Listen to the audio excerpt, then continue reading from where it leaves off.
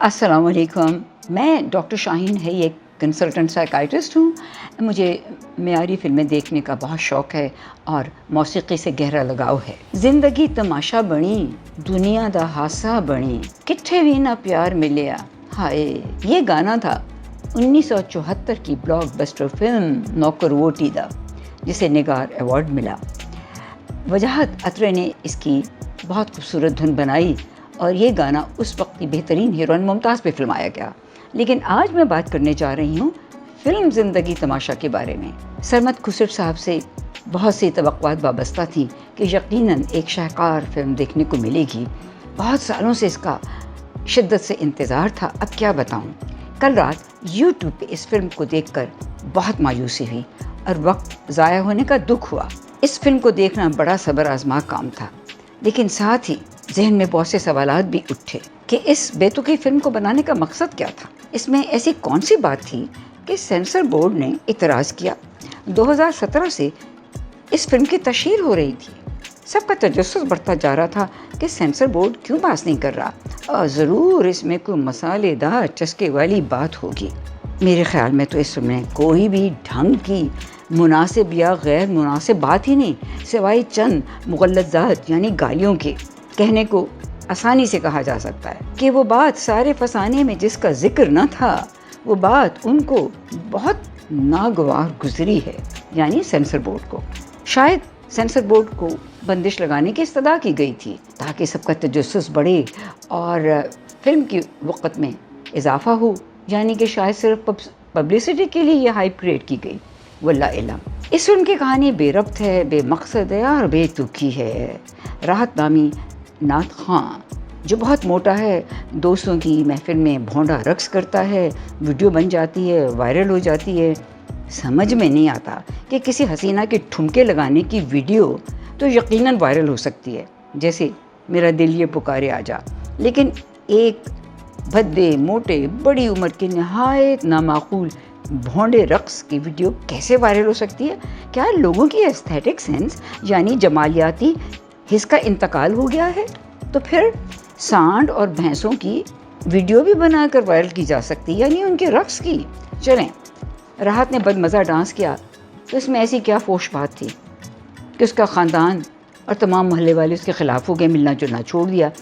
اس کے گھر کے چاروں طرف مردانہ کمزوری کے اشتہار لگا دیے گئے، جسے اس کچھوے کی چال والی فلم میں پھاڑتے ہوئے دکھا کر کئی منٹ ضائع کیے گئے. پھر مولویوں کی کلاس لی گئی. تو پہلے تو یہ غور کریں کہ ماں باپ 10-12 بچے کیوں پیدا کر کے مدرسے کو سونپ دیتے ہیں کہ بھئی انہیں کھانا پینا ملتا رہے گا.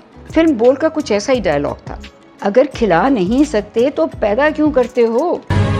جب کھلا نہیں سکتے تو پیدا کیوں کرتے ہو؟ میں بہت افسوس کے ساتھ کہنا چاہتی ہوں کہ ہمارے بچے اس اسلامی معاشرے میں بھی محفوظ نہیں. والدین کو ان کی حفاظت کرنی چاہیے. اکثر کم عمر بچوں کو بھی پیسے کمانے کے لیے گھریلو کاموں پہ لگا دیا جاتا ہے اور ماں باپ پلٹ کے پوچھتے بھی نہیں کہ اس کا کیا حال ہے. بچے پیدا کرنا ایک عمل نہیں بلکہ ایک اہم فرض اور ذمہ داری ہے. ہمارے معاشرے کو اصلاح کی اشد ضرورت ہے تاکہ معصوم بچوں سے ان کا بچپن نہ چھینا جا سکے. سیکشل ایبیوز اور چائلڈ لیبر کو ختم کیا جائے تاکہ ان کی زندگی ہمیشہ کے لیے داغدار نہ ہو جائے. اس فلم کو دیکھنے کے بعد ایسا لگا کہ شاید اس فلم کا ایک ہی مقصد تھا کہ سرمد خسرو صاحب خواجہ سرا کے روپ میں نمودار ہوں اور زمین پہ لیٹے کسی غیر معمولی ناقابل فہم پوزیشن میں رقص کا مظاہرہ کریں اور لوگ دل کھول کر داد دیں.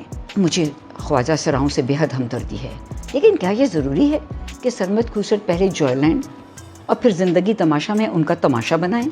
کیا ہم ان لوگوں کو اصلاحی رنگ میں نہیں پیش کر سکتے؟ انہیں ڈاکٹرز یا انجینئر بنتا نہیں دکھا سکتے؟ سرمد خسرو نے خود مزے لیتے ہوئے جس طرح خواجہ سرا کا روپ دھارا، اس سے یہ لگتا ہے کہ جیسے خواجہ سرا لوگ اپنی طرز زندگی سے محظوظ ہوتے ہیں اور غلط کاریوں میں ملوث رہتے ہیں. حالانکہ ایسا اکثر نہیں ہوتا. بہت سے خواجہ سرا اپنی زندگیوں سے خوش نہیں ہیں، لیکن ان کے پاس اور کوئی راستہ ہے ہی نہیں. کیا ہم ان کا امیج بہتر نہیں کر سکتے؟ مجھے یقین نہیں آ رہا کہ کملی جیسی خوبصورت، بہت حساس اور اعلیٰ درجے کی فلم کی ہدایت کاری سرمد خسرو صاحب نے کی تھی. یہ تو سننے میں آتا رہا ہے کہ کچھ غریب شاعر جیسے کہ ساغر صدیقی صاحب تھے، اپنا کلام دوسروں کے نام بیچ دیتے ہیں اپنی مفلسی کی وجہ سے۔ سوال یہ ہے کہ کیا ہدایت کاری میں بھی ایسا ہوتا ہے؟ مجھے سمد کسٹ صاحب کی فلم جوائے لینڈ پر بھی کچھ تحفظات تھے، لیکن یہ سن کر کہ وہ آسکر کی امیدوار ہے، میں نے اپنی رائے کا اظہار نہ کیا۔ اس میں ایک لڑکی ممتاز خودکشی کرتی ہے، اس کا شوہر بعد میں، جس کا نام حیدر ہے، اپنی جان کراچی کے سمندر میں ہمیشہ کے لیے غرق کر دیتا ہے۔ کیا ہم عوام کو یہ سبق دے رہے ہیں کہ کوئی کڑی مشکل آ جائے تو اپنی جان لے لو؟ حالانکہ خودکشی اسلام میں حرام ہے۔ سائیکائٹرسٹ سے کیوں نہیں مشورہ کیا جاتا؟ ارے میں نے تو یہ سمجھا تھا کہ شاید میری عقل ہی ناقص ہے اور مجھے جوائے لینڈ کی سمجھ نہیں آئی، لیکن اب زندگی تماشا دیکھ کر مجھے یقین ہونے لگا ہے کہ شاید میری رائے درست تھی۔ زندگی تماشا کی رفتار بہت سست ہے، ایسا کہیں کہیں لگ رہا ہے کہ جیسے ایک ایک کیمرے سے شارٹس بنائے گئے ہوں۔ اس فلم میں ایک اور قابل اعتراض بات یہ ہے کہ نعت خاں راحت کی بیوی جو فرخندہ صاحبہ ہیں وہ چل نہیں سکتی، بیمار ہیں، راحت ان کا خوب خیال رکھتے ہیں، بلکہ آلو میتھی اور حلوہ بھی بناتے ہیں۔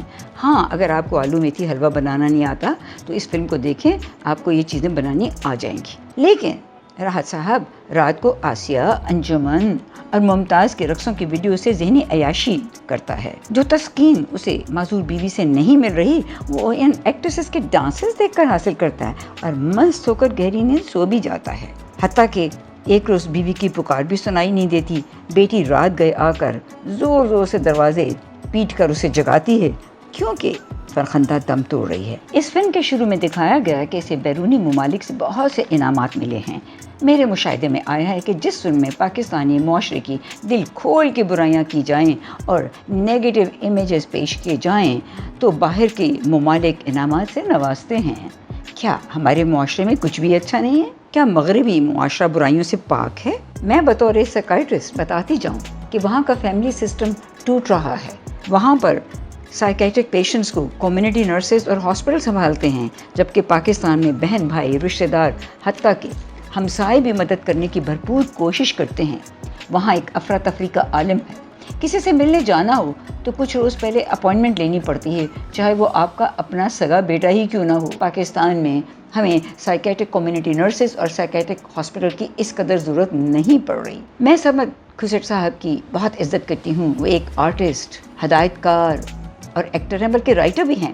سمجھ میں نہیں آ رہا کہ وہ اپنا تماشا کیوں بنانا چاہتے ہیں۔ فلم تماشا بنی، دنیا دہاسا بنی۔ میں ان قریب اس پروگرام میں کسی روز ایک خواجہ سرا کو بلانے چاہ رہی ہوں، ان کی زبانی سنیے گا کہ ان کی زندگی کیسے گزرتی ہے۔ ضرور دیکھیے گا، ہمارے چینل کو لائک، سبسکرائب اور شیئر ضرور کیجیے گا، اور ہاں، اپنی قیمتی رائے بھی ضرور دیجیے گا۔ اللہ حافظ۔